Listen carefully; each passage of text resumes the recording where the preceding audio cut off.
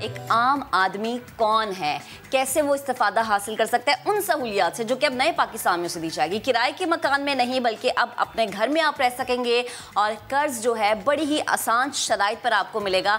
मजीद क्या क्या शराइत इसमें ऐड हुई हैं, कौन सी निकल गई हैं, क्या क्या तब्दीली आई है, इस पर आज हम एक प्रॉपर डिस्कशन करेंगे। कर्ज के लिए बैंक हर तरह की सहूलत आपको फराहम करेगा। गवर्नर स्टेट बैंक रजा बाकिर ने कल एक टेलीथॉन हमने देखा कि मुकर्रर की गई, उस नशिस्त में उन्होंने बड़े वाज़ेह तरीके से बताया। टेलीथॉन में अवाम के सवालों का जवाब देते हुए कहा कि बहुत आसान तरीका रखा गया है, अवाम इस स्कीम से फ़ायदा उठाए, अपना घर हासिल करें। आप लोगों को याद होगा कि जब इस स्कीम का ऐलान हुआ था तो हमने अपनी इसी प्लेटफॉर्म से बहुत सारे प्रोग्राम्स किए थे, आपको रिपोर्ट्स दिखाई थी। पूरे मुल्क में प्रॉपर्टी की कीमत से मुतालिक जो रिपोर्ट हमने तैयार की थी उस पर सवाल उठाया था कि जो शराइत रखी गई हैं इससे कोई भी कैसे फ़ायदा उठा सकता है, क्योंकि शराइत सख्त थी, ये जो रकम मिल रही थी वो कम थी। यानी पहले कुछ मुश्किलात थी, जैसे जो टियर्स सामने आए थे कि क्या टियर्स हैं और कितने रकबे का घर, अपार्टमेंट या फ्लैट आप किस तरीके से हासिल कर सकते हैं। उस कीमत में कहीं पर भी वो घर मौजूद नहीं था, अपार्टमेंट पॉसिबल नहीं था।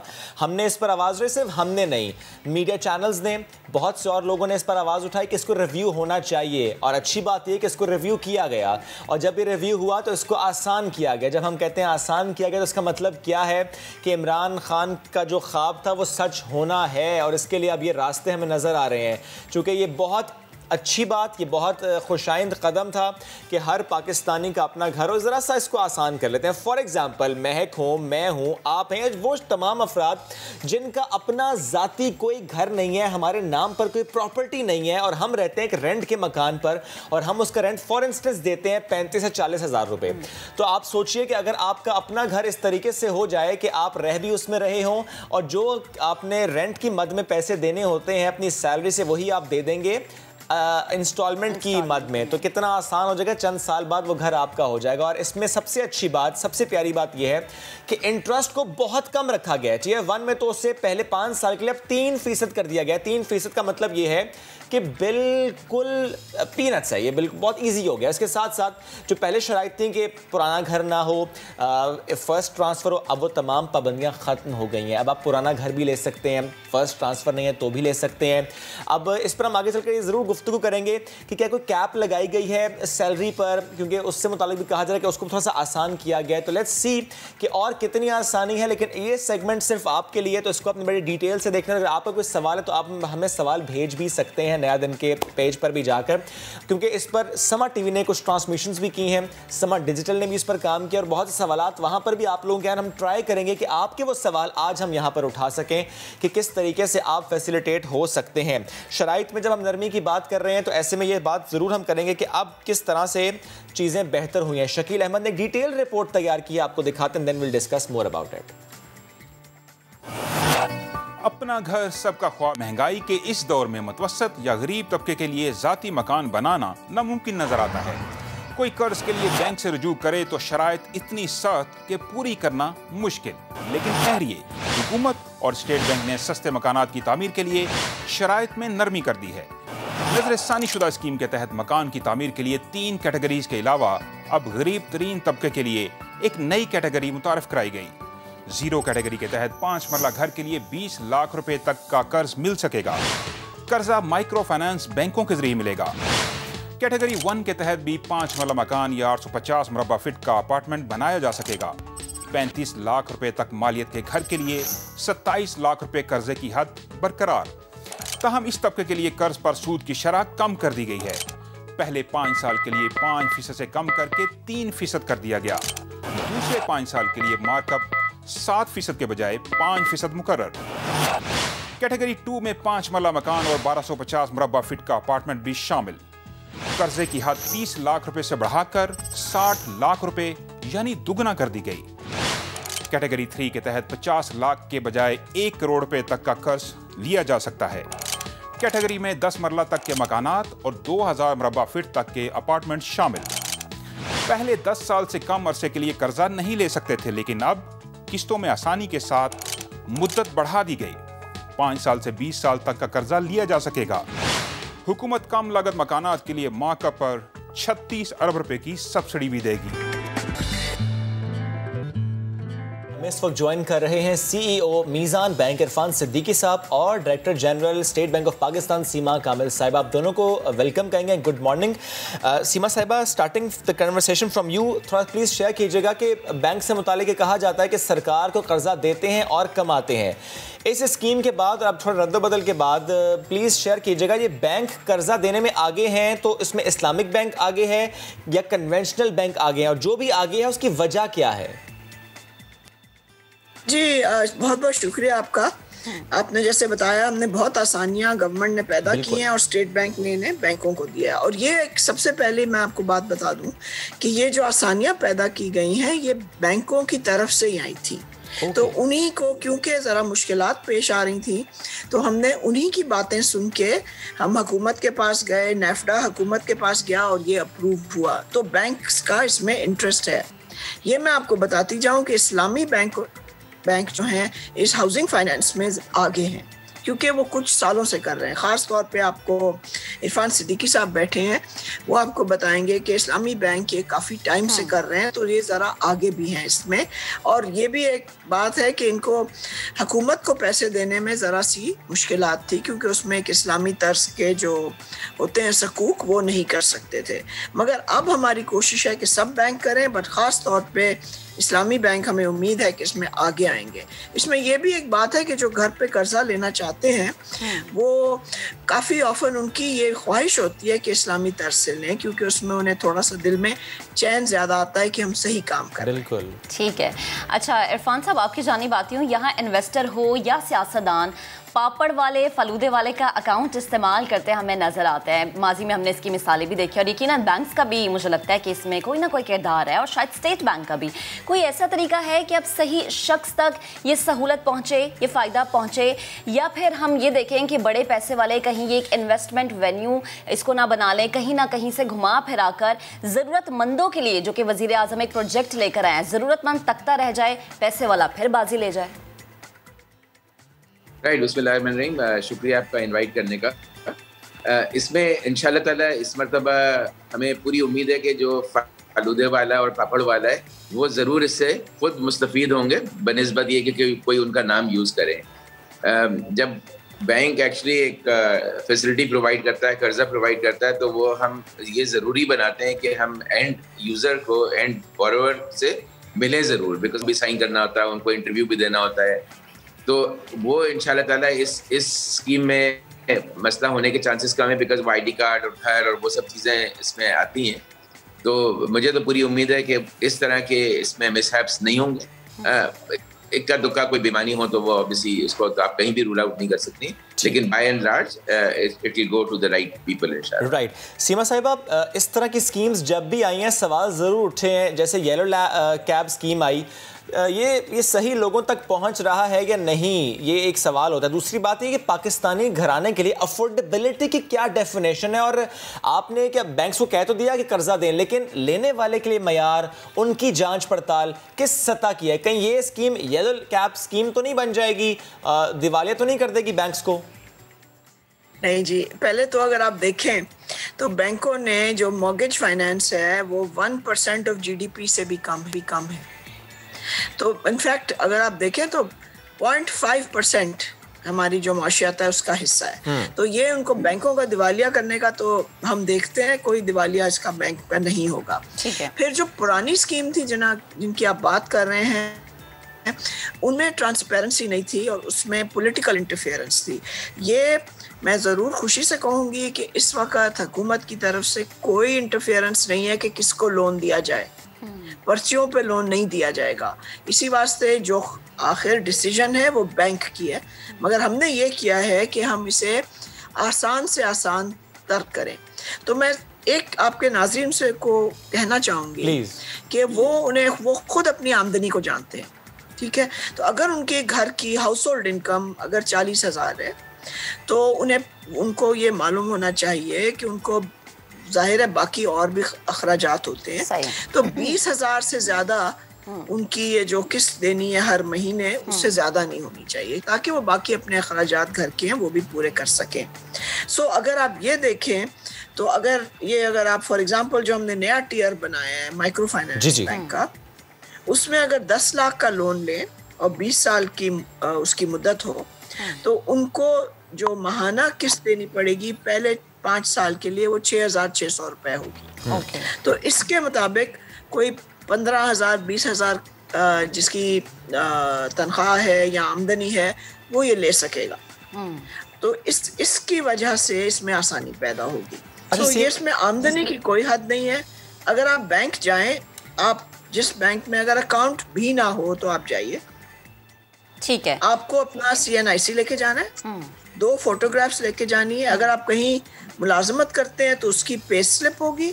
अगर आप खुद कोई काम करते हैं तो उसके कुछ आप ऐसे करें कि जो आपके अखराजात हैं या आपका रेंट का रिसीट है या जो आप किराया दे रहे हैं या आपका अगर बिजली का बिल है, फोन का बिल है, वो साथ ले जाएं।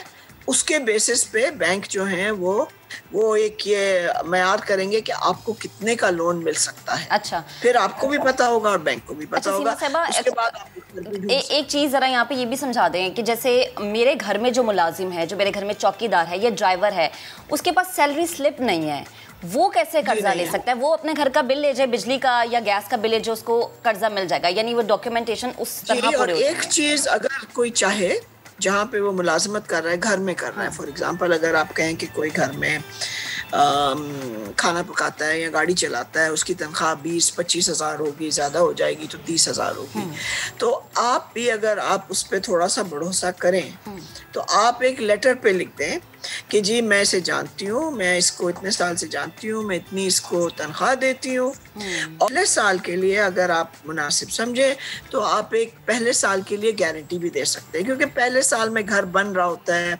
उसके कागजात पूरे करने होते हैं घर के। तो अगर आप 1 साल के लिए वो गारंटी दे दें, जब वो घर के कागजात पूरे हो जाएंगे तो आपकी गारंटी वापस हो जाएगी। तो ये एक आसानी, हम भी अपने जो पसमानदा तबके के लोग हैं, हम सब मदद कर सकते हैं उनको घर लेने के लिए। सीमा साहिबा, ये जो आपने गारंटी वाली बात की, मैं चाह रहा हूँ कि अगर इसको आप इस तरह से एलेबोरेट कर दें कि जो शराइत पहले थी एक सैलरीड पर्सन के लिए, कौन कौन सी शराइत में अब नरमी और कमी हो गई है, कैप क्या है सैलरी की, इस पर अगर एलेबोरेट कर दें। इस पे सैलरी की कोई कैप नहीं है, जैसे मैंने कहा कुछ बैंक कर रहे हैं, हम उसका भी अंदाजा ले रहे हैं, कैप नहीं है। सिर्फ ये दिखाना पड़ता है कि आप वो जो बनती है, अब देखें वो जितनी महीने की किस्त बनती है वो देने के काबिल। यानी सीमा साहिबा, मैं ये समझूं कि एक शख्स अगर वो ये ख्वाहिश रखता है कि उसका अपना घर हो, तो वो पहले अपने डॉक्यूमेंट्स लेके किसी बैंक के पास जाए और उनसे एक बात कर ले कि उनकी नज़र में या उन डॉक्यूमेंट्स के ज़रिए बता पाएँ कि आप इतना अहल हैं, इतना कर्ज लेने के अहल हैं, इस टियर में आप फॉल कर सकते हैं। ये दुरुस्त समझ रहा हूँ मैं? सही जी, बिल्कुल दुरुस्त समझ रहे हैं आप। और वो खुद भी सब जानते हैं अपने घर में कि मैं किराया कितना देता हूँ। लेकिन इसमें फिर ये बात आ जाएगी सीमा साहिबा कि कुछ मामला तो ऐसे भी है ना, जैसे कि टियर 1 में नेफ्टा के प्रोजेक्ट्स हैं, तो उसका मतलब तो ये नहीं है कि पहले मैं एक प्रोजेक्ट के पास जाऊंगा, मैं देखूंगा मुझे लेना क्या है और उसके हिसाब से मैं। अच्छा, ऐसा नहीं है? नहीं, ऐसा नहीं है। टियर 1 नेफ्टा के प्रोडक्ट हैं, मगर अब पहले जो एक बहुत जरूरी बात है, पहले आप सिर्फ नया घर ले सकते थे या 1 साल पुराना घर ले सकते थे, उससे लोगों को बहुत मुश्किलात हो रही थी। तो अब वो अगर 1, 2, 5 साल पुराना घर या उनके पास अगर पहले ज़मीन है उस पर घर भी बना सकते हैं। सही है, ठीक है। सिद्दीकी साहब, आपकी जानिब आना चाहूँगी, आप कहिएगा, बैंक्स की कई शाखों में हम जाएं तो कोई ख़ास हमें मोटिवेशन नहीं मिल पाती, बेशतर में तो कोई अलहदा डेस्क या तजुर्बा का स्टाफ भी मौजूद नहीं होता। मैं ख़ुद कई ब्रांच मैनेजर से बात जब करती हूँ तो उनके सर पर टारगेट्स की तलवार लटकी होती है, और साथ ही साथ ये कि एक नई तलवार अब ये आ गई है कि जनाब कहीं कर्ज़े फंस ना जाएँ। अगर कर्ज़े फंस जाएँ तो जो उनके ऊपर हैं, या अगर हम मिज़ान बैंक की बात करें तो इरफान साहब जो हैं वो हमारी छुट्टी करा देंगे। नहीं, देखें, अल्हम्दुलिल्लाह मिज़ान बैंक के पिछले 20 साल में हमने टारगेट्स नहीं अचीव करने पे छुट्टी किसी की भी नहीं की है। ऑब्वियसली KPIs होते हैं, उससे उनका अप्रेजल्स में ज़रूर फ़र्क आते हैं। लेकिन जो एक मेजर फ़र्क जो सीमा साहिबा भी आपको बता रही थी कि ये स्कीम कुछ माह से चल रही थी, लेकिन उसमें कुछ शराइत ऐसी थी जो प्रैक्टिकली मुश्किल हो रही थी। लाइक घर नया होना चाहिए, घर की साइज क्या होना चाहिए। तो अल्हम्दुलिल्लाह बैंक्स के मुशावरत के साथ वो सब चीज़ों को आयरन आउट कर दिया गया है। अब जो स्कीम अवेलेबल है आज, वो पिछली स्कीम से बहुत बहुत बहुत ज़्यादा बेहतर है और इस वजह से अब ट्रैक्शन भी बढ़ रहा है। तो अभी तक हो ये रहा था कि हम बैंक्स अपनी ब्रांचेस को पुश तो कर रहे थे, लेकिन चूंकि उसका ट्रैक्शन नहीं था तो एक वो डिसहार्टन भी हो रहे थे कि भाई लोग आते हैं, हम उनको दे नहीं पाते हैं। तो वो एक चिकन एंड एग सिचुएशन आ गई थी कि कर्जे लेने वाले आते थे तो उनको वो घर नहीं मिलता था, घर मिलता था तो ज़्यादा कीमत का होता था, कीमत सही होती थी तो रकबा ज़्यादा होता था। अब अल्हम्दुलिल्लाह जब ये सब चीज़ें रिजॉल्व हो गई हैं तो मुझे पूरी उम्मीद है कि now it's a saleable commodity. Okay, अब जो लोग आएंगे उनको घर भी मिल जाएंगे और हम कर्जा भी दे पाएंगे।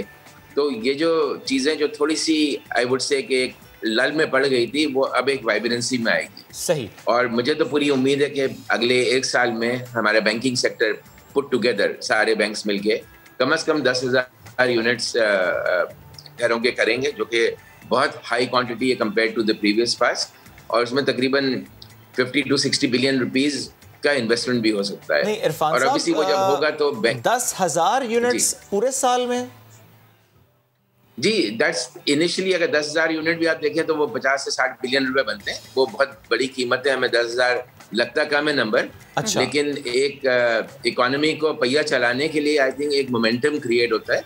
अगर वो मोमेंटम क्रिएट हो गया तो आई थिंक वो जो चीज़ें हम चाह रहे हैं वो ऑटोमेटिकली आना शुरू हो जाएंगी। आप 10,000 घर सोचें तो बहुत ज़्यादा होते हैं, लेकिन मतलब ट्रैक्शन बढ़े तो उसमें और भी चीज़ें आए इसमें। लेकिन इनिशियली अगर हम ये टारगेट भी लेकर चलें जी जी बहुत पैसा आएगा। ठीक है सीमा साहिबा, यू वांट टू ऐड? कथा कलामी कर रही जी please. I want to add कि अभी तक इवन वो स्कीम जो बहुत ज्यादा जिसमें बहुत सारे शराइत थे और वो मुश्किलात पैदा कर रहे थे, उसमें भी 37 बिलियन की वर्थ की एप्लीकेशंस आ चुकी हैं।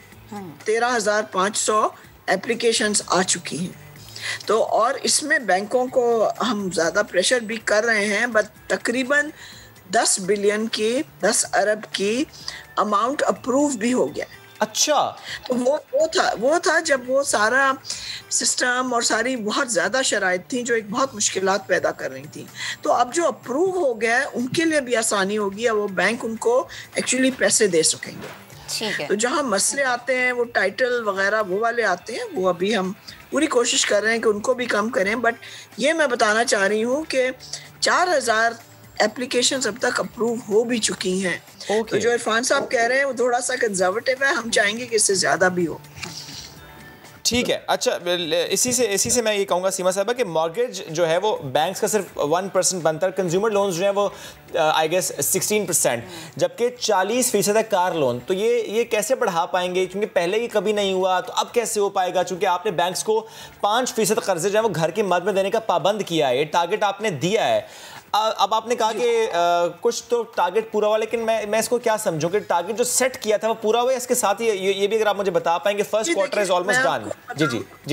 जी, ये टारगेट अब हम 2 क्वार्टर से चला रहे हैं। बट मैं ये वजाहत कर दूं कि ये जो 5% का टारगेट है, ये सिर्फ हाउसिंग नहीं है, हाउसिंग एंड कंस्ट्रक्शन है। ओके, दोनों चीजें हैं।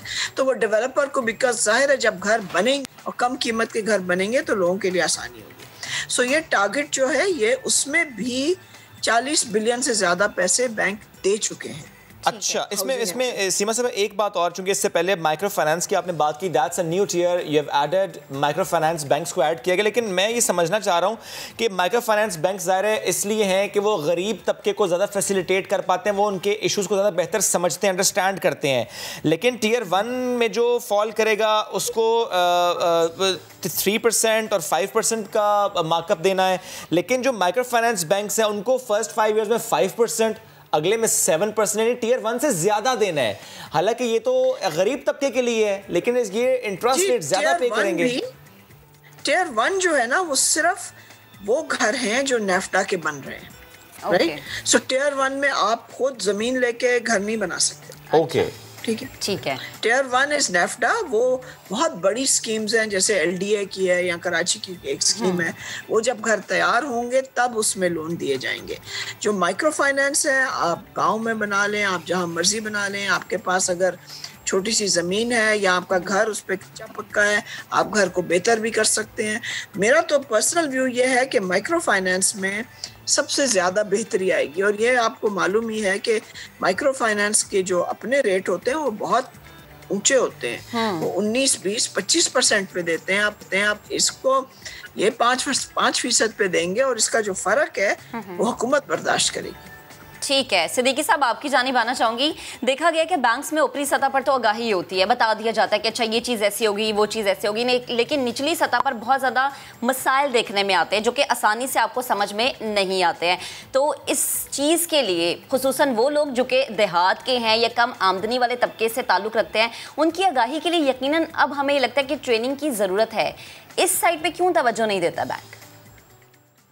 देखिए, इसमें बहुत तवज्जो दी गई है। इनफैक्ट स्टेट बैंक ने एक मिस्ट्री शॉपिंग स्कीम पूरी करी है जिसके 3 मरहले हो चुके हैं, 3 मरतबा हुई हैं वो, अब शायद 4थी मरतबा भी होंगी।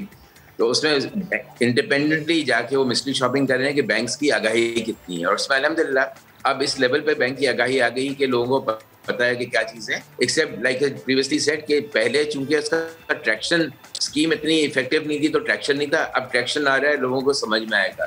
तो आई थिंक मैं आपके चैनल के तवज्जो से ये ज़रूर कहूँगा कि हम जितने लोग लो इनकम कैटेगरी में या लो कॉस्ट हाउसिंग लेना चाह रहे हैं, अब ज़रूर वो बैंक्स की ब्रांचेस जाएँ। पाकिस्तान के हर बैंक में इसकी डील हो रही है और वो सब इक्विप्ड हैं इसके लिए। पहले वो घर मौजूद नहीं थे जो 1 साल पुराने थे, तो अब वो मौजूद हैं।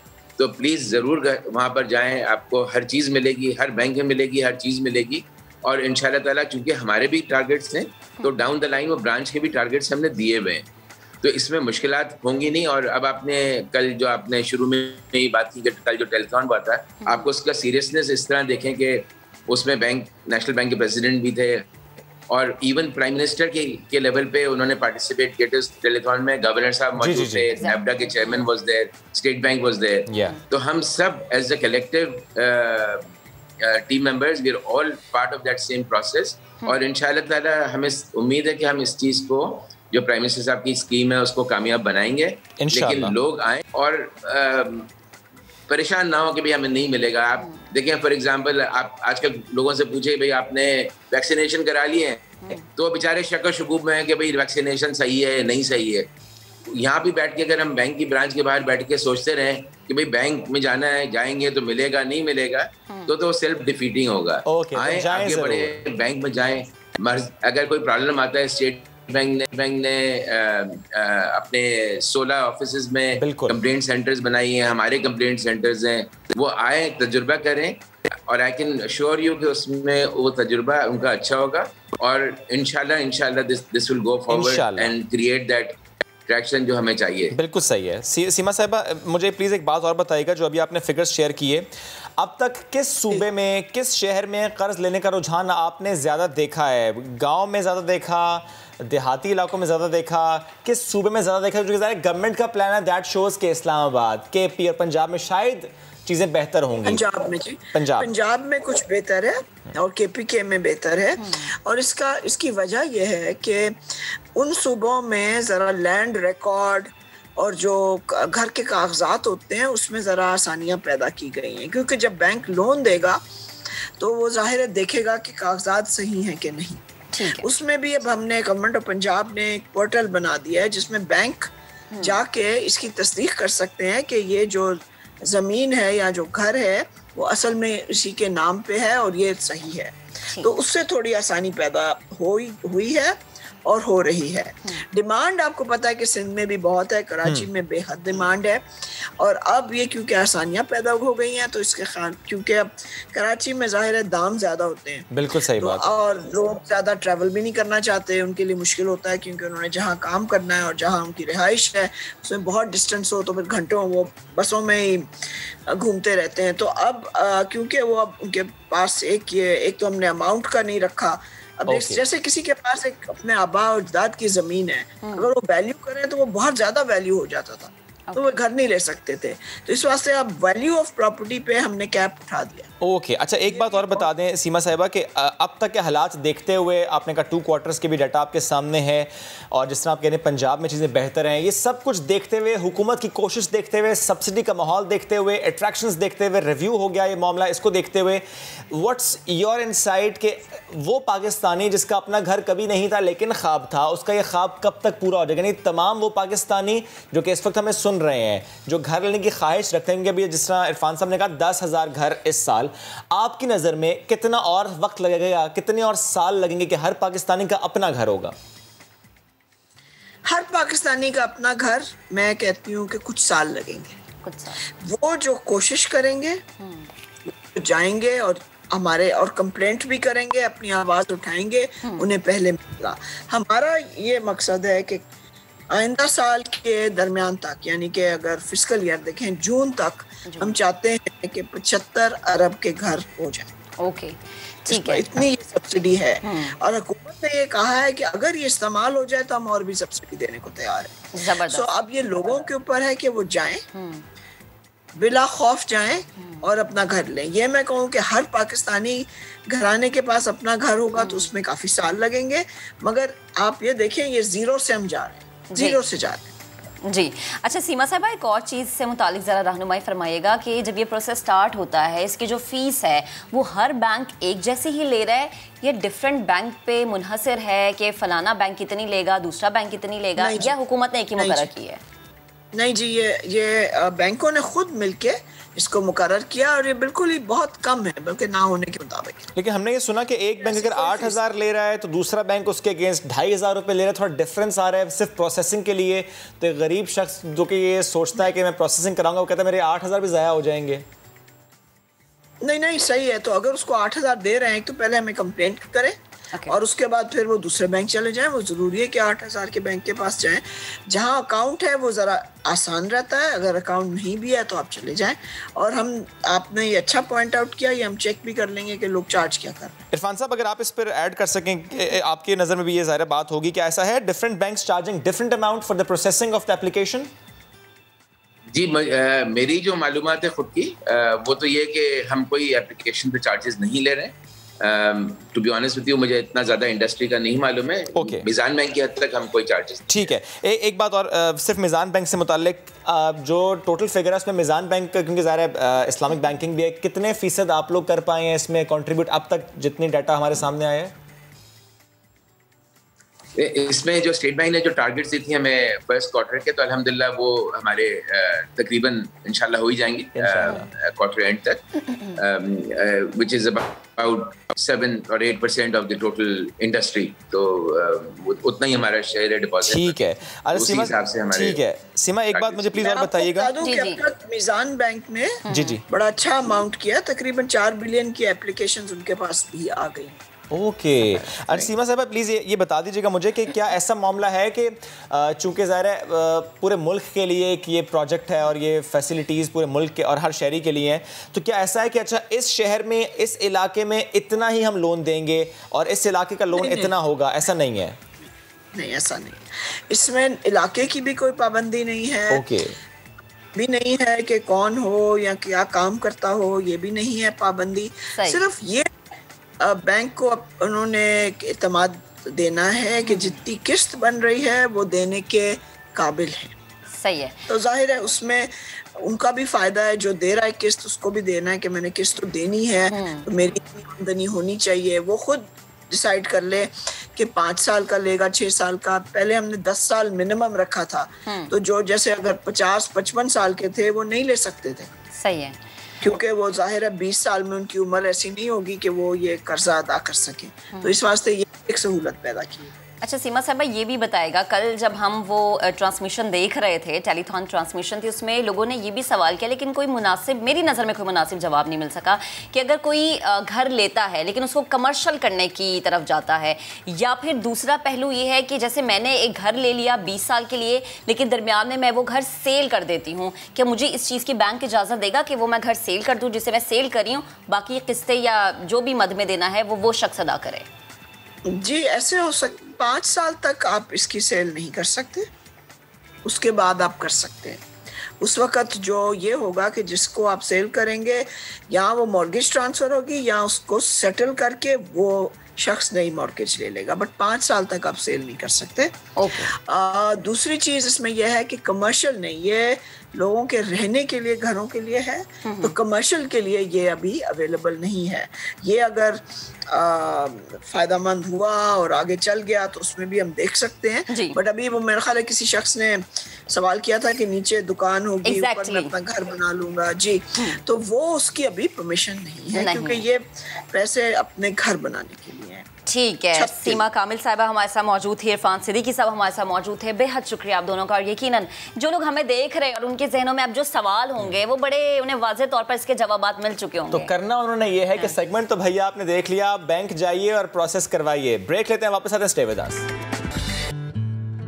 आवाम का रवैया जो है वो बहुत ज़्यादा ऐसा नॉन सीरियस सा, क्योंकि आप 4,500 केसेस अगर पर डे रिपोर्ट हो रहे हैं, इसका मतलब है हम पीक की जानिब बढ़ते चले जा रहे हैं। ऐसे में हमें संजीदा होना होगा, हमें अपने रवैये को बदलना होगा, हमें एहतियात करनी होगी, ये सोचे बगैर कि अगर हमें कोविड हो भी गया था तब भी हमें एहतियात करने क्योंकि हमसे भी कोविड किसी और को लग सकता है, हमारे घर वालों को, हमारे प्यारों को, हमारे बुजुर्गों को, हमारे बच्चों को, किसी को भी ये कोविड हो सकता है और उसकी वजह से किसी और तक ये पहुंच सकता है। जो वल्नरेबल पॉपुलेशन है उसमें ये कॉन्ट्रैक्ट वायरस हो सकता है और इसलिए हम लोग बार बार ये बात करते हैं कि एहतियात कीजिए। और इस वक्त बहुत ज़्यादा एहतियात की ज़रूरत है, एहतियात नहीं हो रही, SOPs पर अमल दरामद नहीं हो रहा, हुकूमत ज़ोर दे रही है, इदारे इस पर बात कर रहे हैं, हम मीडिया चैनल्स पर बात कर रहे हैं, लेकिन आवाम एहतियात नहीं कर रहे।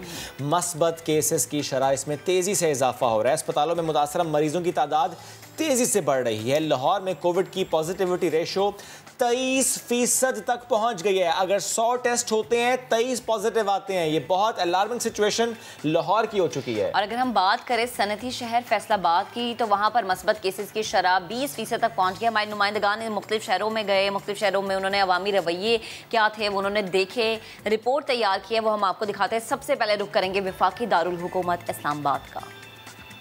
कोरोना की तीसरी लहर तशवीशनाक सूरत हाल इख्तियार कर गई। हुकूमत ने कई अजला में शादी ब्याह समेत सकाफती और समाजी सरगर्मियों पर मुकम्मल पाबंदी आयद कर दी। वबा पर काबू पाने के लिए अवाम से ताउन की अपील भी की गई है। में शहरी मास्क और समाजी फासले जैसे बुनियादी एहतियातों का कितना ख्याल रख रहे हैं, आइए देखते हैं। कोरोना के बारे में क्या जानती हैं? कोरोना के बारे में ये जानती हूँ कि बेटा एहतियात बेहतर है, सबसे अपना ख्याल रखें, दूसरों को भी बोले कि अपना ख्याल रखें। कहाँ पे सुनिए ये बात?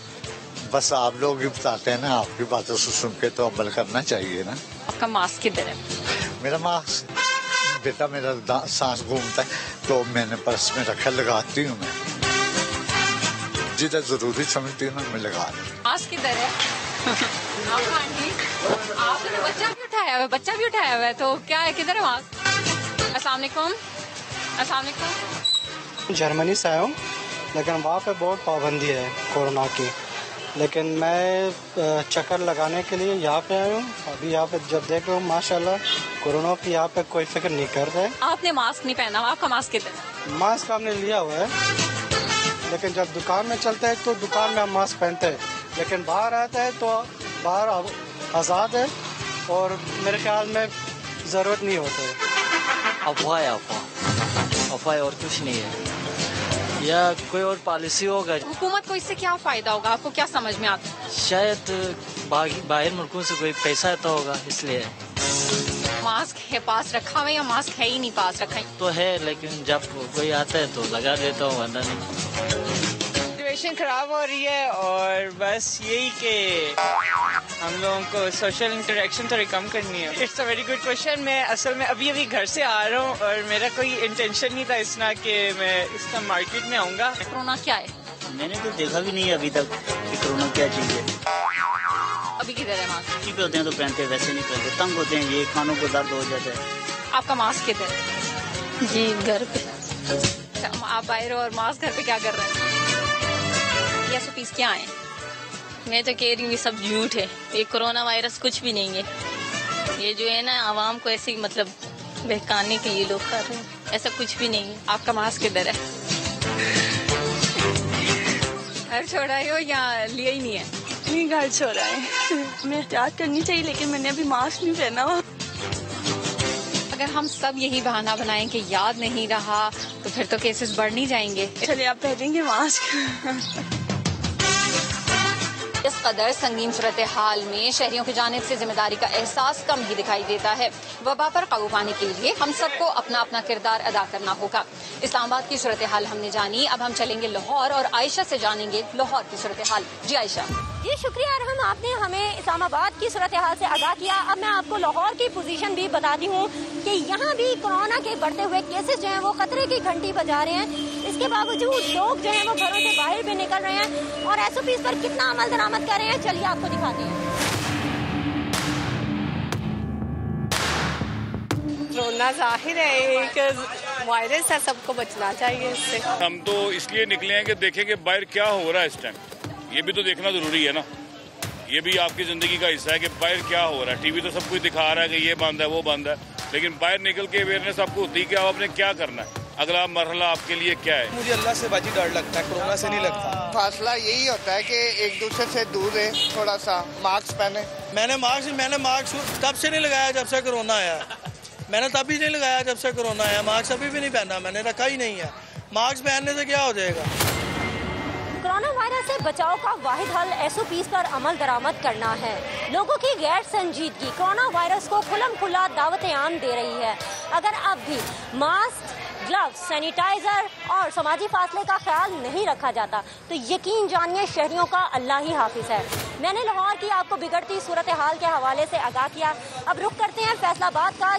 फैसलाबाद में कोरोना की शरह 20% तक जा पहुंची, मगर शाहराहों, मार्केट्स और बाजारों में आवाम का बेपनाह रश है।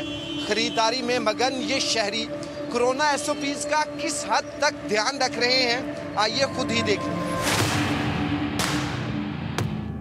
हाँ जी, बस ये मिस्टेक हुई है। मास्क हम पहन लेते हैं और रश वाकई बहुत ज़्यादा है और मास्क बहुत कम पहने हुए हैं यहाँ पे आवाम ने। यार बात ये है कि रश वहाँ पे है ना, यहाँ पे हम फासले पे बैठे हुए हैं ना।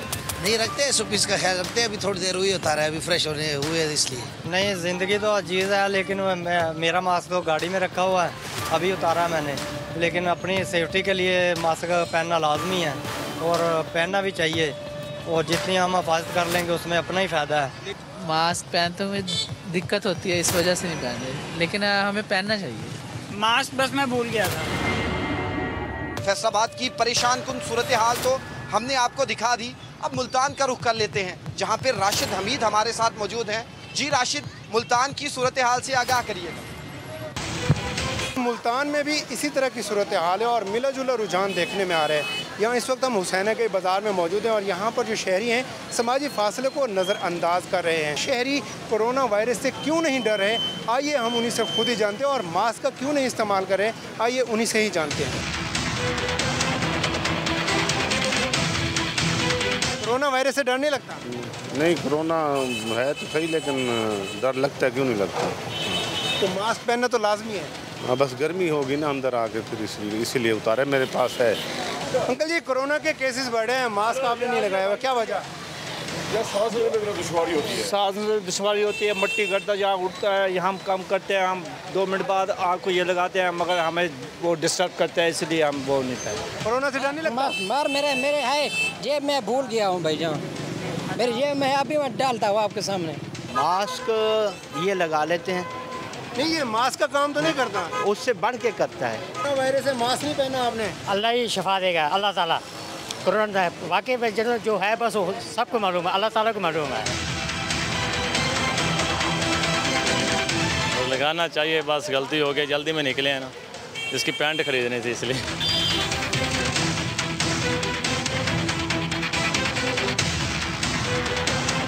कोरोना से डर लगता है? नहीं लगता। क्यों नहीं लगता? मास्क नहीं पहना आपने? नहीं लगता डर, लगता ही नहीं है। क्या वजह मुझे? बस हमारी मर्जी, नहीं लगता डर मुझे। कोरोना वायरस से डर नहीं लगता आपको? कोरोना वायरस सिर्फ हफ्ता इतवार को आता है, बाकी दिनों नहीं आता ना, इसलिए। ये तो थी मुल्तान की सूरत हाल, जहाँ पर शहरी कोरोना वायरस से बेखबर हैं। कोरोना वायरस की वजह से जो मरीजों की तादाद है उनमें मुसलसल इजाफा होता जा रहा है। मुल्तान में 485 अफराद कोरोना वायरस की वजह से अपनी जान की बाजी हार चुके हैं, जबकि 65 मरीज़ अब भी अस्पतालों में ज़ेर इलाज हैं। लेकिन शहरी हैं कि बिला खौफ बाज़ारों में शॉपिंग करने में लगे हैं। अल्लाह पाक की करम फरमाए, लेकिन मुल्तान के जो शहरी हैं वो कोरोना को नज़रअंदाज कर रहे हैं। जी शुएब। तो जनाब एहतियात करें, या आपके लिए और आपसे जुड़े हुए लोगों के लिए बेहद ज़रूरी है। और प्लीज़ मास्क को मुंह पे लगाएं, थोड़ी पे या गालों पे ना लगा लें, कान से ना लटका लें। तो जनाब पंजाब की सूरत हाल हमने आपको दिखाई है, जबकि दूसरी जानिब अगर हम सिंध की बात करें तो सिंध हुकूमत ने कोरोना फैलने के खदशे के पेश नज़र लाल शहबाज कलंदर का मज़ार बंद कर दिया है। सालाना तकरीबात मनसूख कर दी गई है। तमाम मज़ारात पर पाबंदी है। सिंध के दीगर तमाम मज़ारात की अगर बात करें तो 6 अप्रैल तक बंद रहेंगे। हमारे साथ सूबाई वज़ीर तैमूर तालपुर साहब मौजूद हैं, उन्हें शामिल गुफ्तगू करते हैं। तैमूर साहब, बेहद शुक्रिया आपके वक्त का। Good morning. कहिएगा, सबसे पहले तो मैं ये जानना चाहूँगी कि सिंध में केसेस कम हैं, क्या इसकी वजह मैं ये समझूं कि टेस्ट नहीं हो रहे, या केसेस वाकई कम हैं? क्योंकि दीगर सूबों में तो सूरत हाल बहुत बुरी है। अगर आप कंपेयर करें किसी भी सूबे से सिंध को, तो हमारी परफॉर्मेंस आउट क्लास रही है। स्पेशली कोविड के हालात जब से शुरू हुए, जब से ये ख़राबी आई। अब अगर आप टेस्टिंग की बात करते हैं तो यू हैव टू कंसिडर कि पंजाब की पॉपुलेशन सिंध से डबल है। हमारी लेस देन 50 मिलियन है और वहाँ की डबल है यहाँ से।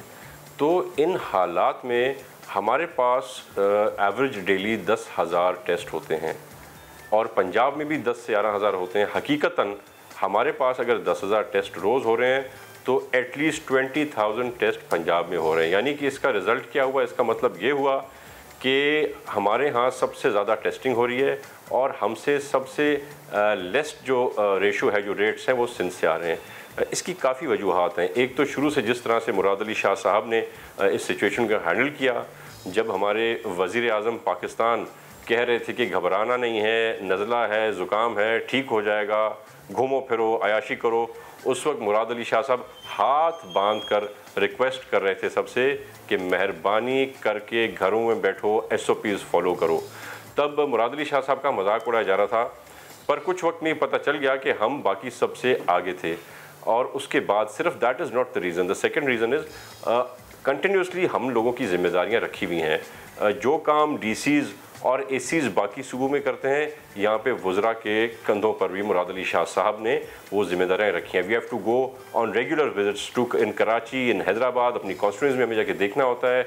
और बहुत दुख के साथ हमें कहीं दुकानें सील करनी पड़ती हैं, बड़े दुख के साथ हमें जाके उन लोगों को चालान करना पड़ता है, फ़ाइन करना पड़ता है। तो we are working on it 24/7। अगर हम भी पंजाब की तरह और बोजदार साहब की तरह सो जाते जिस तरह वो सो गए थे और मुराद अली शाह साहब की तरह इसको कवर अप ना करते रहते ऑल थ्रू, तो हमारे पास भी खुदा न खास्ता ऐसे हालात हो सकते थे। अल्लाह का शुक्र है, we are doing very well. Allah करे कि ऐसे ही रहे। आप कहते हैं आपने आउट क्लास परफॉर्म किया, आपने कहा कि चीज़ें बहुत बेहतर हैं, लेकिन डिस्ट्रिक्ट सेंट्रल कराची यहाँ पर स्कूल्स बंद इसलिए करने पड़े सर क्योंकि यहाँ पर पॉजिटिविटी रेशो 16% से भी ज़्यादा थी। इस पर किससे सवाल होगा, ये तो एक बात है, लेकिन मुझे बताएं सर कि अगर आप ये कह रहे हैं कि you are performing out class, तो फिर मज़ारात क्यों बंद करने पड़े सर? ये नौबत क्यों आई? ये क्यों बंद करने पड़े? और अगर अब बंद करने पड़े मज़ारात, तो हम क्या समझें कि आने वाले स्कूल्स हों, कॉलेजेस हों, हॉल्स हों, मार्केट्स हों, ये बंद हो सकती हैं कि अगर यहाँ पॉजिटिविटी रेशो बढ़ जाता है? ऐसा कोई प्लान आप लोगों ने तैयार किया, या अब आप लोग चल रहे हैं, अब आप लोग कहते हैं कि घूमो फिरो? देखें, जहाँ तक बात है मज़ारों की, तो वो तो एक ऐसी जगह है जहाँ पर ना तो सोशल डिस्टेंसिंग हो सकती है, ना वहाँ पे SOPs का प्रॉपर्ली फॉलोअप हो रहा था। तो हमने to be on the safe side हमने एक्स्ट्रा प्रिकॉशंस लिए हैं ताकि हमारे साथ भी वो ना हो जो पंजाब में या दूसरे सूबों में हो रहा है। इसलिए हम हिफाजती तदाबीर अभी से कर रहे हैं। हमें उम्मीद है कि हालात ऐसे ही रहेंगे, पर खुदा न खास्ता अगर हालात बिगड़ते हैं तो हमने बैकअप प्लान बनाया हुआ है। किस तरह से लॉकडाउन होगा वो सारी चीज़ें हमने कैबिनेट में डिस्कस की हुई हैं, पर हम पूरी कोशिश करेंगे कि हम इस किस्म का प्लान इन एक्शन लाएं जिसमें लोगों के रोज़गार पर कम से कम फ़र्क पड़े। पर दिस इज़ ओनली अगर हालात इतने ख़राब होते हैं। वैसे भी अब NCOC का तो आ गया है एडवाइस के सारे पाकिस्तान में जितने भी शादी हॉल्स हैं वो बंद कर देने चाहिए 5 अप्रैल से। पता नहीं 5 अप्रैल का क्यों इंतज़ार कर रहे हैं? जो चीज़ इनको बहुत पहले करनी चाहिए थी, जब when the figure started rising from 4 to 5 to 6 to 7 to 8 to 9 to 10%, उस वक्त इनको चाहिए था कि अपनी आंखें खुली रखते और उस वक्त ये प्रिकॉशंस लेते, तो आज ये दिन और ये मुसीबतें हमें नहीं देखनी पड़ती जब 150-200 बंदा जो है रोज़ वहाँ पर बैठा हुआ है वेंटिलेटर्स के ऊपर, हालत जिनकी ख़राब है। सबके लिए दुआगू हैं, पर I think Punjab should have played a better role, the federal government should also have played a better role, शायद हम इस मुसीबत से बच जाते। अच्छा तैमूर साहब, रमज़ान की भी आमद है। पिछले रमज़ान में हमने देखा कि मार्केटें बंद थी, फिर हुआ ये कि SOPs और टाइमिंग रखते हुए मार्केट्स को खोल दिया गया। इस बार क्या प्लानिंग है? इंशाल्लाह ताला हम होपफुल हैं कि सूरत हाल ख़राब नहीं होगी, सूरत हाल ज़्यादा बुरी नहीं होगी, इसी तरह मेंटेन करेंगे। पर ऑफ कोर्स बहुत सख्ती से सिंध हुकूमत SOPs पे फॉलो कराएगी, और जो SOPs फॉलो नहीं करेंगे वो फ़ाइन भी होंगे, उनकी दुकानें बंद भी होंगी, क्योंकि हम नहीं चाहते कि सिंध दूसरा पंजाब बने। जहाँ तक बात है बंद करने की, तो आई थिंक हम हो सकता है कि कुछ स्मार्ट टाइमिंग लगा लें जिस पे ना दुकानदारों को कोई तकलीफ़ हो, ना ही कस्टमर्स को कोई तकलीफ़ हो, काम चलता रहे। But as I said SOPs पर सिंध हुकूमत बिल्कुल भी कॉम्प्रोमाइज़ नहीं करेगी। तो जनाब एक और आज इजलास होगा NCOC का, उसमें भी कुछ फैसले होंगे। अभी एक ब्रेक लेंगे, आप हमारे साथ। हुकूमत ने इस मरतबा 7.8 अरब रुपए के रमज़ान पैकेज की मंजूरी दे दी है। यूटिलिटी स्टोर्स पर सार्फिन को 50 रुपए फ़ी किलो तक रिलीफ मिलेगा। हुकूमत की जानिब से 2000 से ज़ायद दीगर मसनूआत पर भी खुसूसी रियायत देने का ऐलान किया है। इस मरतबा क्या इंतज़ामात हैं, MD utility store Umar Lodhi साहब ने हमें ज्वाइन किया है, उनसे बात करते हैं। उमर साहब, good morning, welcome to the show. कहिएगा, हम देखते हैं कि हर साल हुकूमत रिलीफ की बातें करती है, रमज़ान पैकेज आता है, लेकिन होता ये कि यूटिलिटी स्टोर हमें काफ़ी हद तक खाली नज़र आते हैं। इस दफ़ा क्या होने वाला है?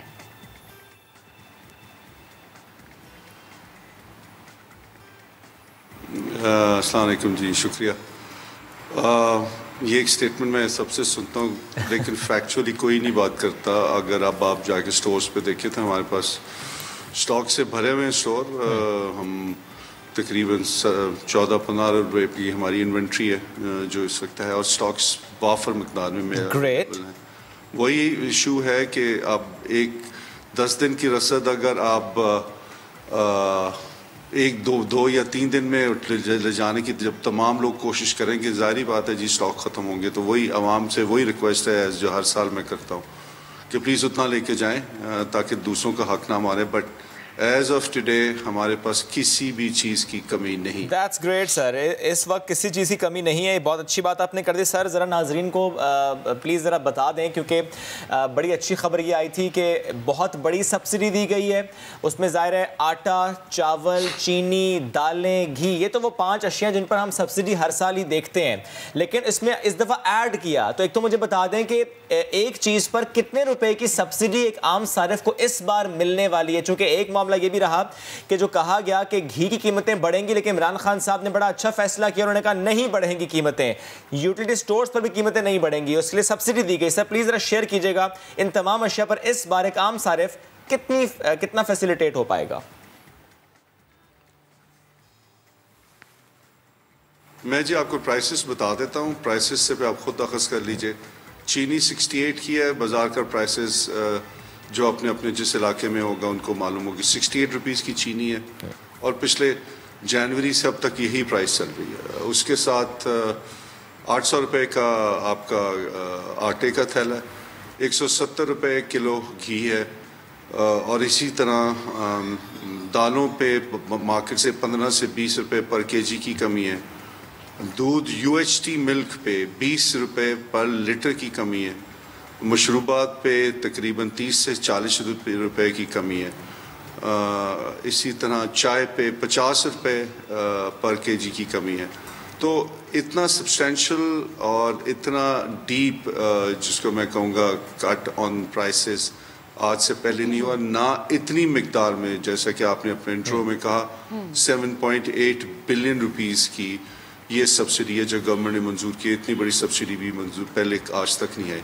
तो ये 19 आर्टिकल्स पे ये होगा, और इंशाल्लाह 10 तारीख से जी हमारा रमज़ान पैकेज शुरू हो जाएगा, ताकि लोग रमज़ान से पहले अपनी ख़रीदो फरोख्त कर सकें। और मेरी रिक्वेस्ट यही होगी कि जितना पहले और वक्त से आप अपनी चीज़ें ख़रीद लेंगे आपके लिए भी बेहतर होगा, हमारे लिए भी बेहतर होगा, तमाम लोगों को अपनी ज़रूरत अशिया रमज़ान के लिए वो इंशाल्लाह मिलेंगी। अच्छा सर, आपने 19 अशिया की बात की कि 19 अशिया पर इस बार सब्सिडी दी जा रही है।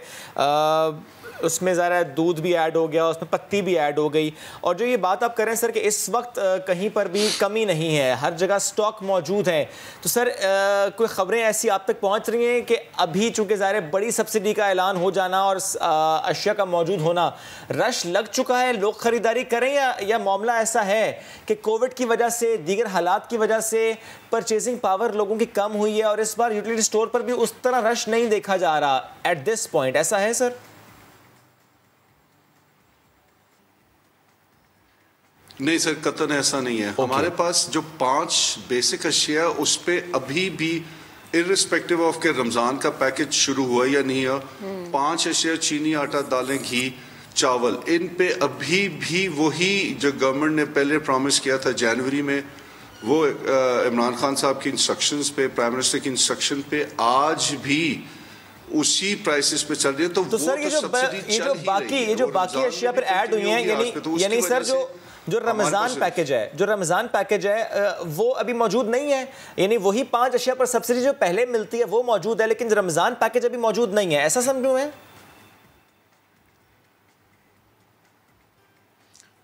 जी, आपने बिल्कुल सही समझा। देखिए सर, हमारा जो रमज़ान पैकेज होता है वो रमज़ान के लिए होता है। ओके, सो दैट मीन्स कि रमज़ान से कुछ ऐसा, अगर आज ही मैं रमज़ान पैकेज अगर सर तो कब खुल रहा है रमज़ान पैकेज, ये खबर दे दीजिए सर, क्योंकि ज़ाहिर है लोग इंतजार कर रहे हैं। हालात वो हैं सर कि बहुत से लोग जो पहले कभी यूटिलिटी स्टोर्स नहीं जाते थे, दूसरी मार्केट से खरीदारी करते थे, जिनकी परचेजिंग पावर कम हुई है, वो इंतजार कर रहे हैं सच्ची खबर का। जो इमरान खान साहब ने सब्सिडी का भी ऐलान ज़ाहिर किया, उसके बाद आप लोगों के पास स्टॉक भी मौजूद है, you are all set to go. Sir वो तारीख क्या है जिस तारीख को ये ओपन हो जाएगा और ये रमजान पैकेज लोग ले पाएंगे?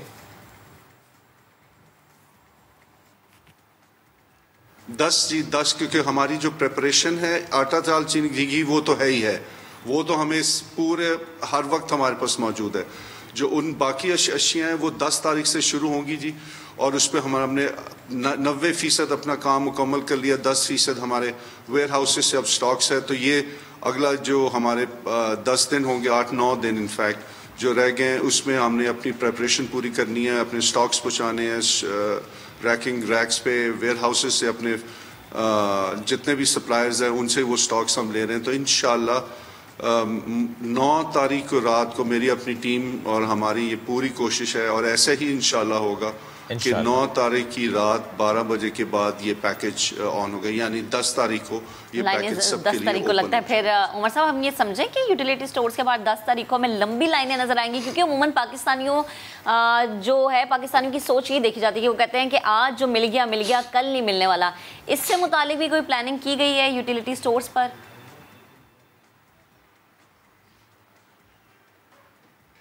इस मौजू पे तो अगर मैं कहें तो मैं आई हैव गिवन अप। वो इसलिए कि लोग नहीं सुनते। लोगों ने 10 तारीख क्या जी, अगर रोज़ा 14 को होगा तो रोज़ा अगर 14 को होगा, हमने सिर्फ 13 की रात को आना है, 12 को भी नहीं आना। तो मैं तो I have given up on this के लोगों से रिक्वेस्ट करूं। और अब तो प्रॉब्लम सिर्फ ये भी है कि हम 50% ऑफ हर स्टोर कैपेसिटी की जो होगी, लेट्स से मेरी स्टोर की कैपेसिटी 50 लोगों की है, लेकिन हम सिर्फ 25 लोगों को अंदर जाने देंगे, 50 को नहीं देंगे, भाई कुछ कोरोना है। एग्जैक्टली, और हमें वो एसओपी को फॉलो भी करना है। स्टेशन पे बिल्कुल ठीक। सर एक बात और बता दें, और मुझे खुशी है कि तमाम लोग जो हमारे एडमिनिस्ट्रेशन पे कर रहे हैं। बिल्कुल ठीक है, ज़ाहिर है ये आप लोग बड़े इसको सीरियसली लेकर चल रहे हैं कि फैसिलिटेट भी करना है आवाम को, लेकिन ज़ाहिर है ये ना हो कि सामान लेने आए, रश लग जाए और कोविड से मुतासर है। सर अब एक बात मुझे बताएं, क्या ऐसा कोई रफ फिगर है आपके पास कि एक फैमिली ऑन एवरेज अगर एक महीने की ग्रॉसरी बाहर मार्केट से 20 या 25,000 की कर रही थी, और वही ग्रॉसरी अब रमज़ान पैकेज की सूरत में जब वो यूटिलिटी स्टोर से करेगी, कितना फ़र्क आएगा?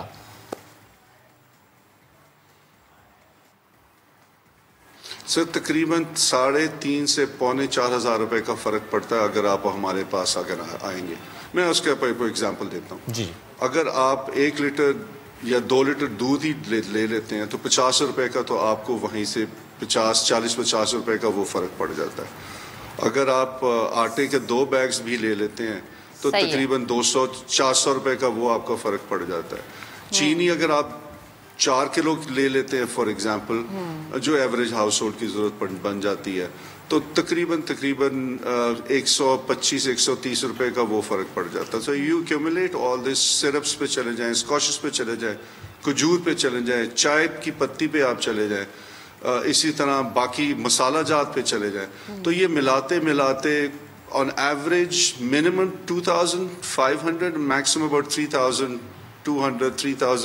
3500 के करीब पर एवरेजली अगर आप 25,000 का कुछ लेंगे तो फ़र्क पड़ेगा। चलें, ये तो उमर साहब बड़ी अच्छी बात है और अल्लाह करे कि अवाम जो है ज़फ़र रमज़ान में हमें ये कहती ना दिखाई दे कि देखिए रहमत और बरकतों वाला महीना आया लेकिन स्टोर्स हमें खाली मिल रहे हैं। बेहद शुक्रिया गुफ्तगू के लिए, आप हमारे साथ मौजूद थे।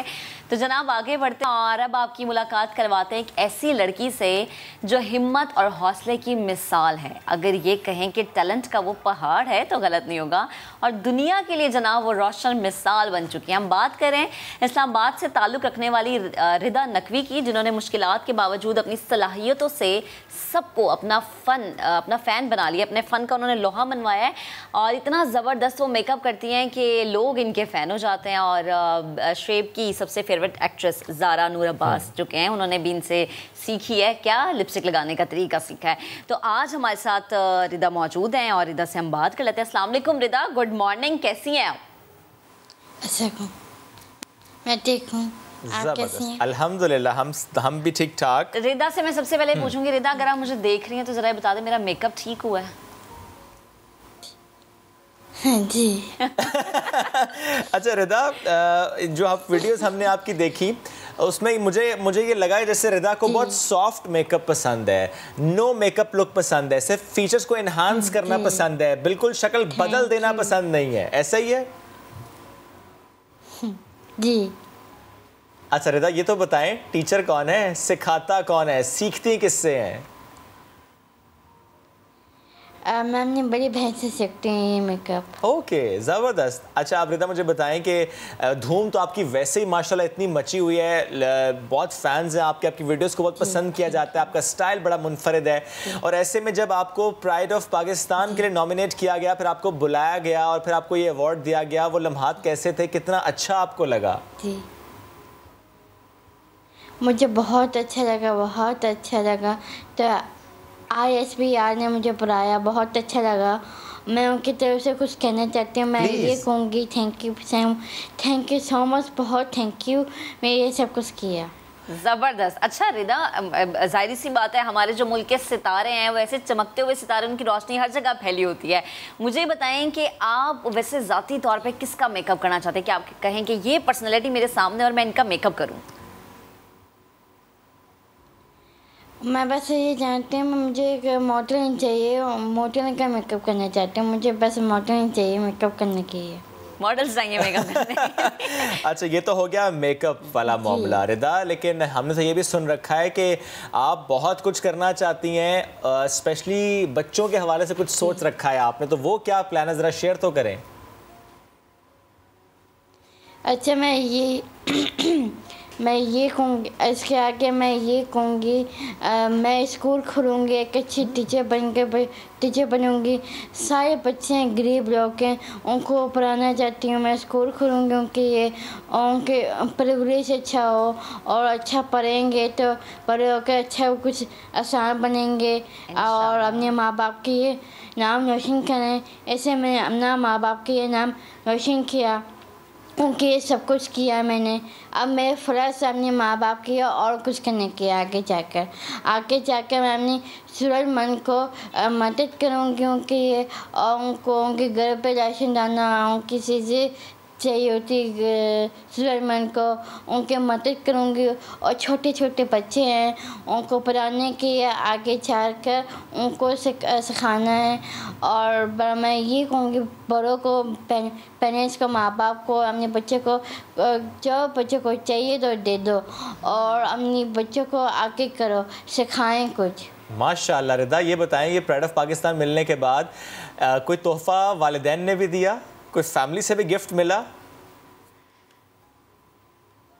जी बहुत मेरा अभी तो गिफ्ट तो जी मेरे माँ बाप ने मेरे सब कुछ किया। मेरे अम्मा बाबा ने अच्छा स्कूल पर पढ़ाया दुबई पे, तो वहाँ पे मैं पैदा हुई, मैं यहाँ तक आई हूँ, पाकिस्तान आई हूँ, सन्नापा पे आई हूँ, इधर स्कूल पे पढ़ाया मुझे और बढ़ाया ने खाया, ये बड़ा किया मुझे, ऐसे काबल बनाया।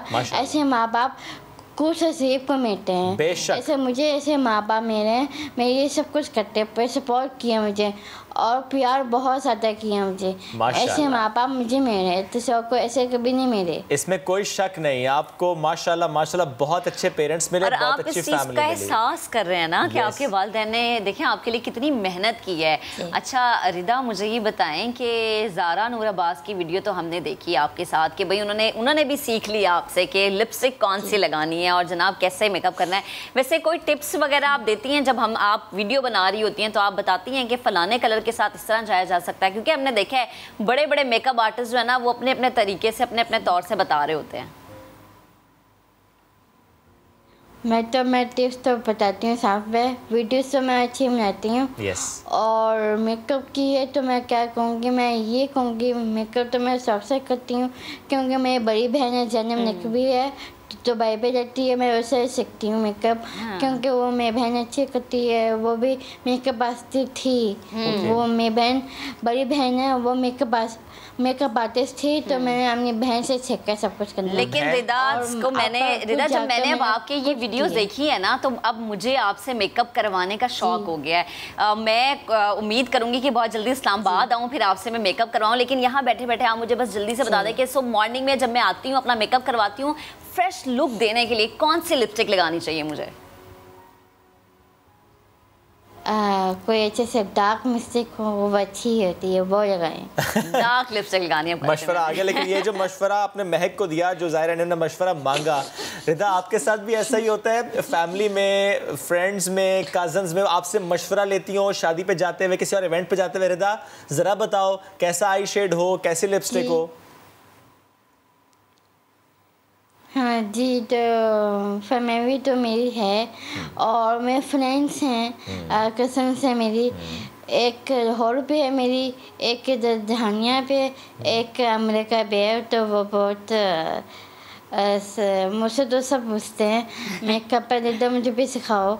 मैं ये कहूँगी मैं सबको मैं सिखाऊँगी। अच्छा मेकअप सबको सिखाएंगे, लेकिन जिसने आपको सिखाया वो आपको ये नहीं कहती कि सीखा मुझसे है, मशहूर तुम हो गई हो? जी नहीं, मैं मशहूर तो हो गई हूँ, अब मेरे फर्ज है कुछ करने के लिए, तो मैं सबको सिखाऊंगी मेकअप।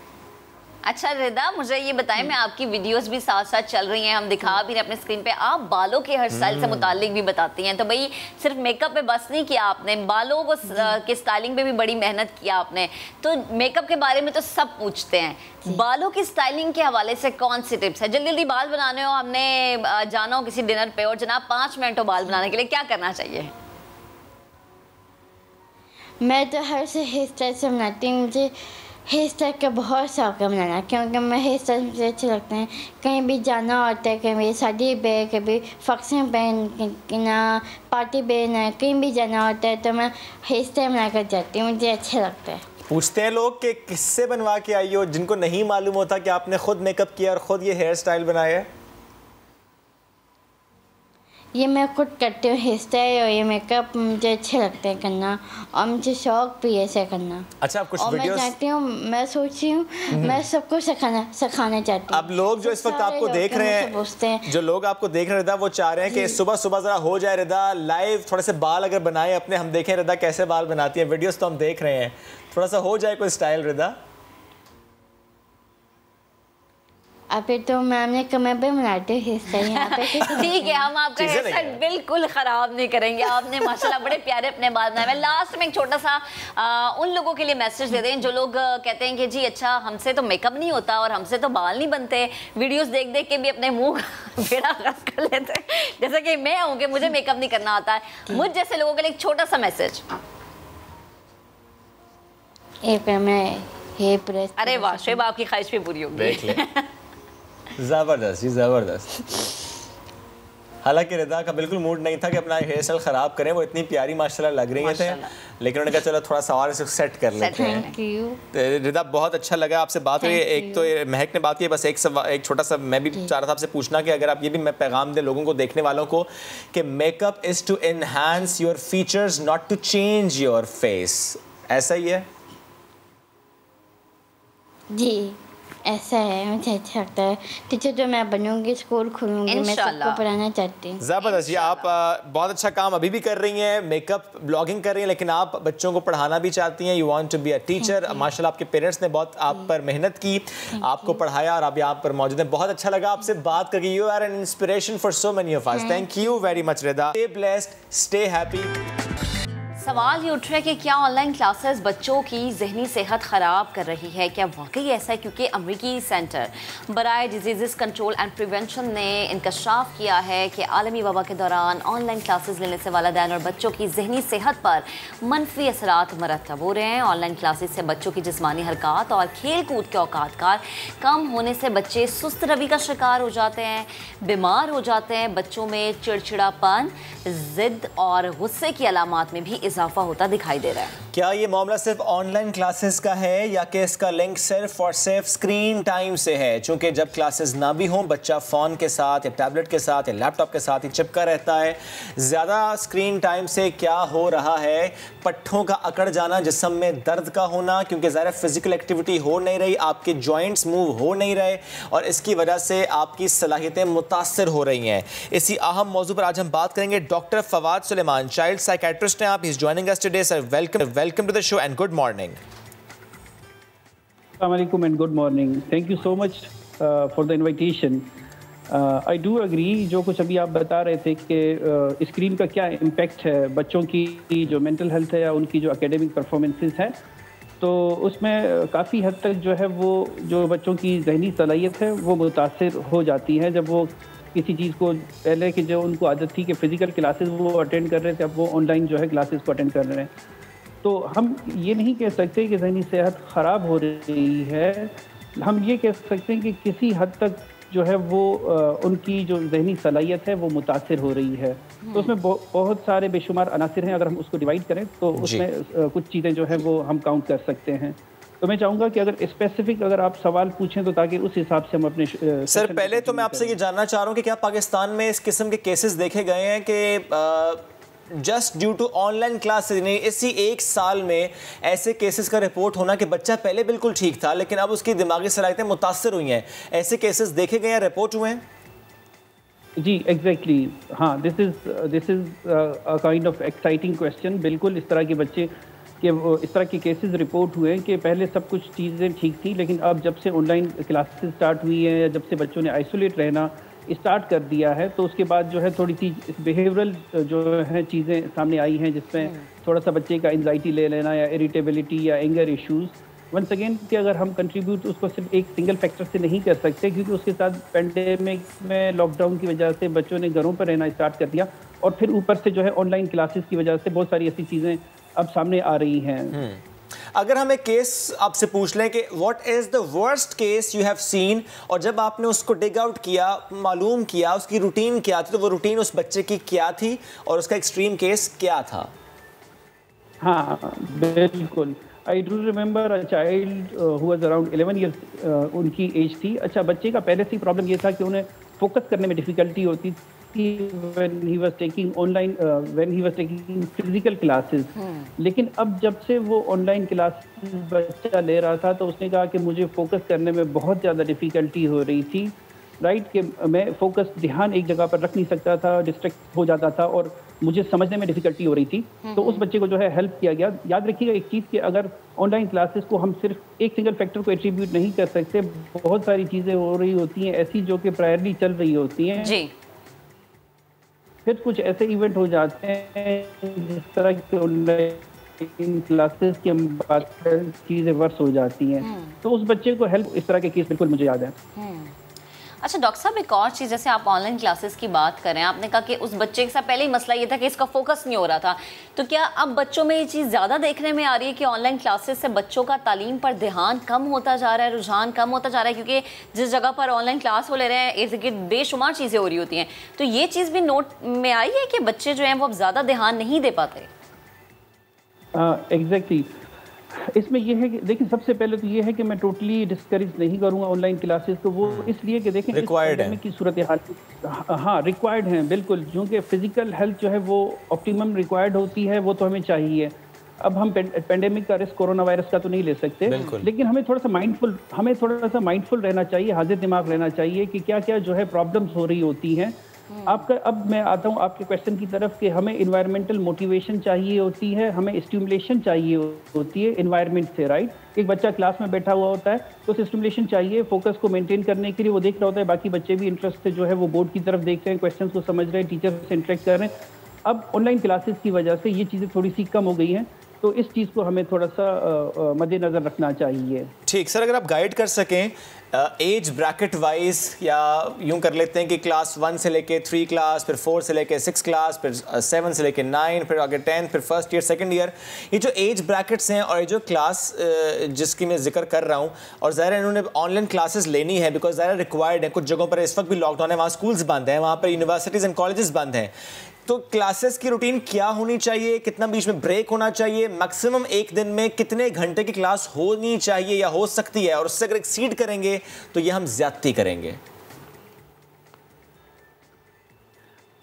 हाँ, इसके बारे में मैं ये कहना चाहूँगा कि कुछ चीज़ें हैं जनरली, देखें हर एज के अपने डिफरेंट कंसर्न्स होते हैं, हम सब चाइल्डहुड से बढ़ के इस एज तक पहुँचे, राइट। हर 10 साल के बाद कंसर्न चेंज हो जाते हैं। याद रखिएगा 5 से लेकर 10 साल की जो एज है उसको स्कूलिंग एज कहा जाता है, जब बच्चे का माइंड इस चीज़ को रिसेप्टिव हो जाता है, उसका दिमाग के वो एकेडमिक्स को समझे, राइट। हाँ। और अगर उसमें डिफिकल्टीज हो तो फिर बच्चों के लिए प्रॉब्लम्स ज़्यादा क्रिएट हो जाते हैं। तो इसी तरह हर एज के अपने कंसर्न्स होते हैं, लेकिन हमें इस चीज़ को हमें माइंडफुल रहना चाहिए कि हमें कैसे उनके प्रॉब्लम्स को टैकल करना चाहिए। और जहाँ तक बात आती है स्क्रीन टाइम की, तो सबसे जो छोटा एज ग्रुप है, जो हम कहते हैं कि अगर लेस देन 5 ईयर्स का बच्चा है, तो उसके लिए अमेरिकन एकेडमी ऑफ पीडियाट्रिक्स ये रेकमेंड करती है कि वो आधे घंटे से ज़्यादा स्क्रीन का इस्तेमाल ना करें। क्लास ही 2 घंटे की हो रही है सर, उस बच्चे की प्री स्कूल का बच्चा 2 घंटे बैठ रहा है मोबाइल के सामने। हाँ, तो अब मैं आता हूँ, वैसे मैं स्क्रीन टाइम का आपको बता रहा हूँ, राइट, कि स्क्रीन टाइम के हवाले से अब जब क्लासेस अगर हो रही हैं तो थोड़ा सा अगर हमें चाहिए कि इसको इस तरीके से इम्प्लीमेंट किया जाए कि 18 मिनट्स टू 20 मिनट्स के बाद थोड़ा सा जो है टीचर थोड़ा सा मौजू को चेंज कर ले, ताकि उनका फोकस जो है वो मेंटेन रखा जा सके। और एटलीस्ट अगर स्कूल आवर्स की आप बात करते हैं तो मेरे ख्याल से अब क्योंकि मजबूरी भी है साथ साथ, लेकिन ब्रेक्स जरूरी है, यानी क्लासेस के दौरान ब्रेक्स बहुत ज़्यादा ज़रूरी हैं।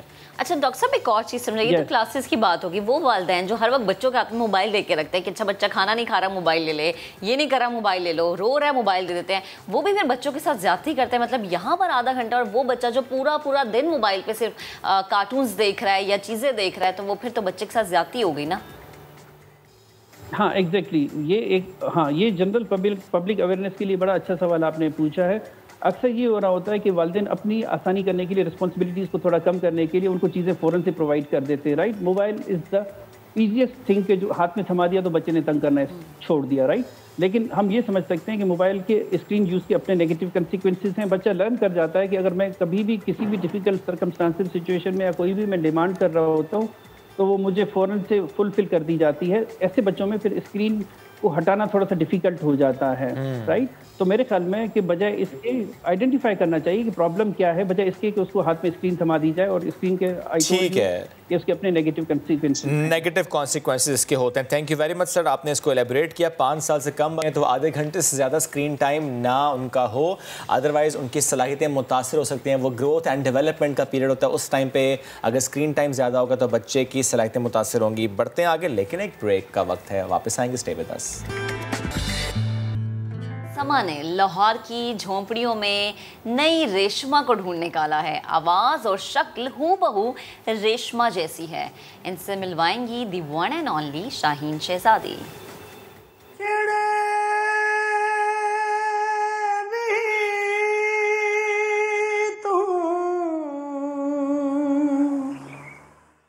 बस कल परसों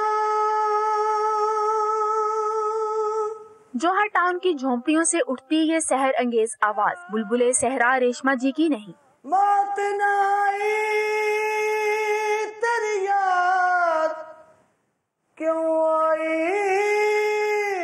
बल्कि 35 साला मुमताज की है, जो रेशमा के गानों पर अपनी आवाज का जादू जगा रही हैं। सजना बाजू होया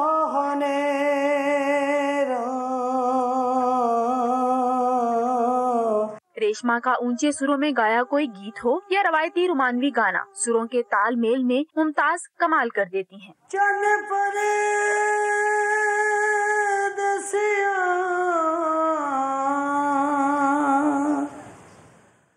बोल भावना बोल। साडे घर मकसद कोई टीवी नहीं सी, कोई रेडियो नहीं सी, कोई कुछ भी नहीं सी, ਤੇ मैं याद कर लेंदी सी बस लोगों ਲਈ सुन के। तो शादी हुई तो शौहर ने इजाजत दी मैनू कि तुसी गाओ, तुसी अपना शौक पूरा करो। मुमताज चाहती हैं इन्हें किसी बड़े प्लेटफॉर्म पर गायकी का मौका मिले ताकि वो मौसीकी के आसमान पर सितारा बनकर चमके। गुलकारा रेशमा तो अपने मदाहों को लंबी जुदाई दे गई, मगर झोंपड़ियों में रहने वाली मुमताज उर्फ रेशमा की आवाज़ का सहर आज भी उनकी याद दिलाता है। कैमरामैन लियाकत बशीर के साथ शाहीन मिशाल, समा, लाहौर। चार दिन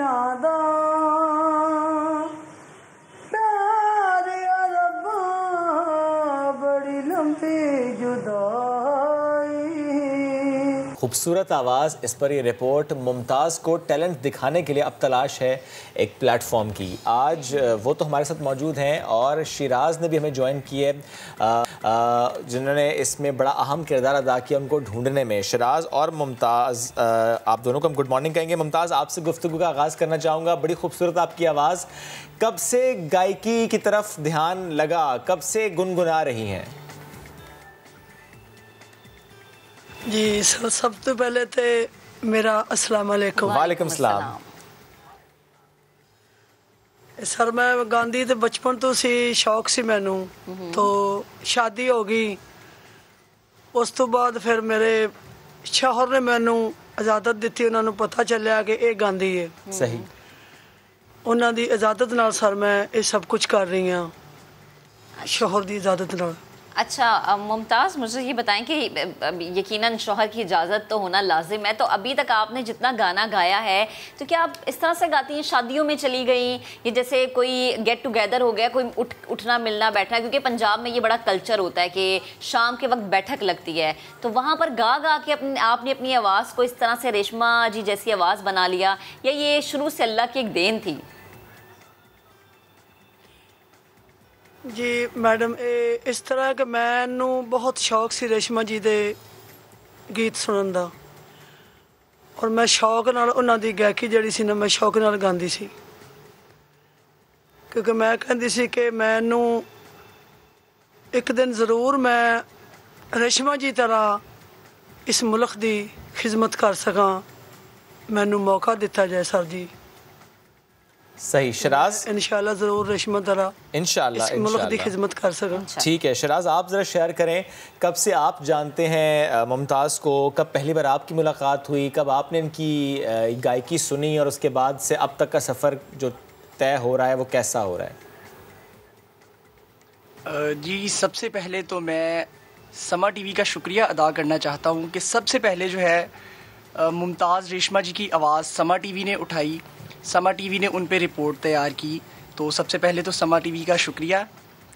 और आज से तकरीबन 6 माह पहले मेरे एक दोस्त ने मुझसे जिक्र किया कि यार एक ख़ातून को मैं जानता हूँ जो कि हू बहू रेशमा जी की तरह है। अच्छा। उनकी शक्ल भी, उनका रहन सहन भी और उनकी आवाज़ भी। तो मैंने उसे कहा यार फिर ठीक है, तुम उसको ना कभी मुझसे मिलवाना, हम उनका गीत सुनेंगे इंशाल्लाह। तो अगले ही रोज़ वो रेशमा जी को लेके तो मेरे पास घर आ गए, तो मैंने वहाँ पे रेशमा जी का गीत सुना, और आप यकीन करें कि कुछ अरसे के लिए मुझे, यानी कि जैसे मैं गीत सुन रहा था तो मुझे इस तरह लग रहा था जैसे मेरे सामने रेशमा जी खुद ही बैठी हूँ और उन्हीं की आवाज़ हो ये। तो फिर मैं, क्योंकि मेरा ताल्लुक भी मीडिया इंडस्ट्री से ही है, तो मैंने अपने वहाँ पे हमारे डायरेक्टर साहब थे शुजात असलम साहब, उनसे बात की तो उन्होंने कहा जी हम ज़रूर इनको जो है ना वो इनका कुछ ना कुछ ज़रूर और वो देखे ना, आपकी मदद थी और फिर समा ने भी इनकी हेल्प की, जैसे कि आपने समा का शुक्रिया अदा किया। समा हमेशा से ऐसे सितारों को सामने लाने की कोशिश करता है। सबसे पहले समा ने ही इनकी आवाज़ उठाई टेलीविजन पर, और मैं चाहती हूँ कि आज वो समा पे ही हैं, हमारे प्रोग्राम में मौजूद हैं, तो वो कुछ गा दें लाइव, हम भी कुछ सुनने के, हमें भी उनका लाइव कोई गाना सुनने का मौका मिले। तो मुमताज़ साहिबा, मैं चाहती हूँ कि आप कोई भी एक जो कि आपका अपना पर्सनल बहुत ज़्यादा फेवरेट हो, रेशमा जी का गाना प्लीज। जी मैडम, गाना सुनाए।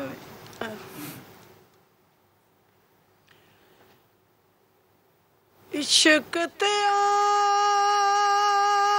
आतश दो वेड़ा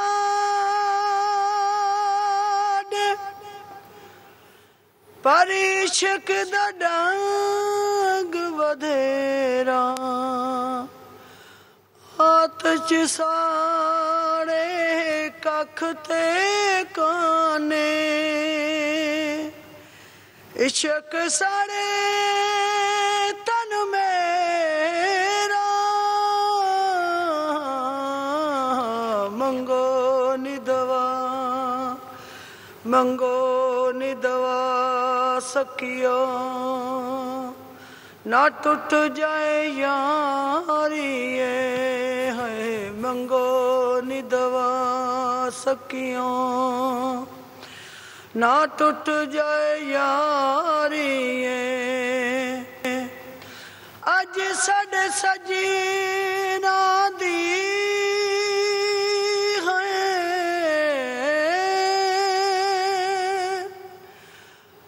साडे सजीना दी परदेस त्यारी है मंगो निदवा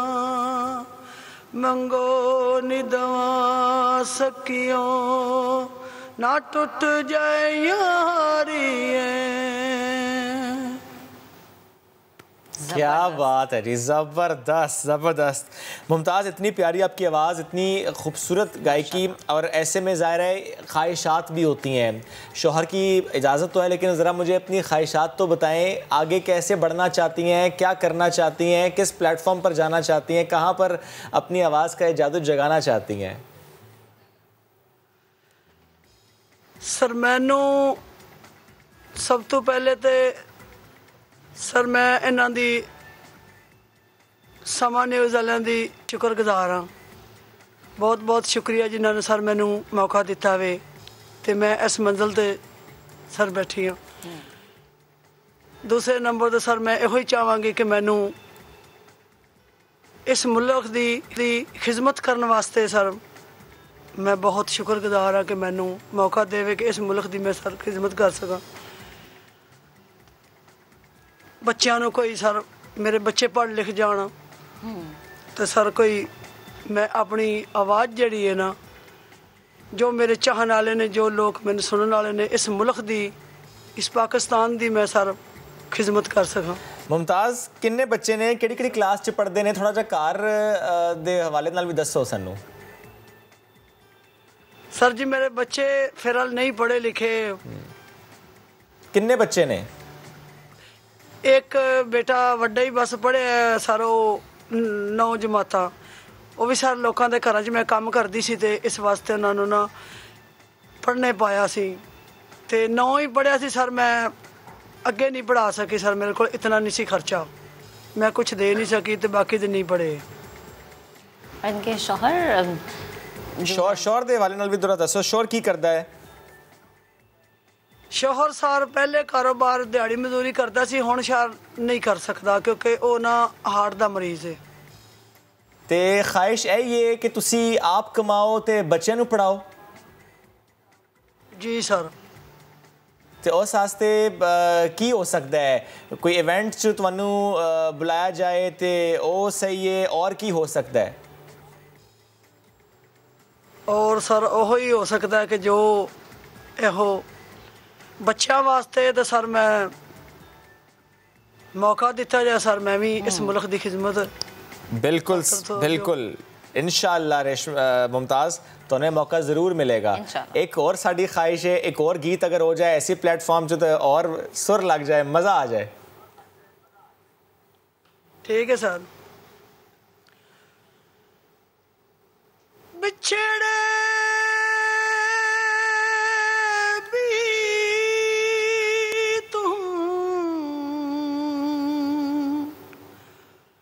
बस कल परसों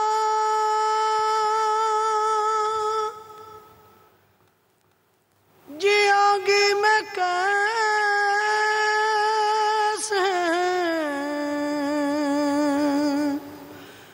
इस हाल में बरसों मौत ना